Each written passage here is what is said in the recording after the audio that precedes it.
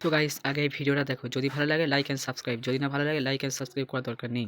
মদিনার বাজার দিয়ে নবীজি যাচ্ছেন, নবীজির একটা ওঁট পছন্দ হয়েছে। তো নবী ওঁটের মালিকের কাছে গিয়ে জিজ্ঞেস করলেন, ভাইয়া এই ওঁটটার দাম কত?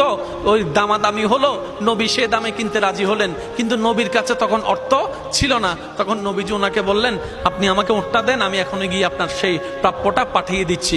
ওঁটের মালিক ওনাকে ওঁটটা দিয়ে দিলেন। আশেপাশে যারা ওঁটের মালিক ছিল সবাই জিজ্ঞেস করতেছে, এই পাগলা, তুমি কি যাকে ওঁট দিয়েছো তাকে চিনো? বলে যে না। নাম জানো? বলে যে না। পরিচয় জানো? বলে যে না। ঠিকানা জানো? না।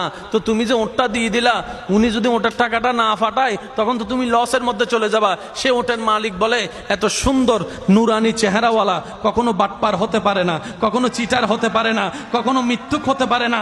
ওনার চেহারা দেখেই তো আমি ওঁট বিক্রি করার আগে মনটাই বিক্রি করে দিয়েছি, মনটাই বিক্রি করে দিয়েছি, মনটাই বিক্রি করে দিয়েছি।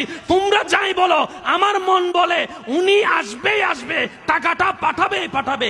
এই কথা বলতে না বলতে কিছুক্ষণ পরে নবীজির একজন সাহাবা এসে বলছেন, একটু আগে একজন ওট নিয়ে গিয়েছেন, কাছ থেকে ওটের মালিকটাকে একটু দেখতে চাই। উনি বলে যে আমার থেকে।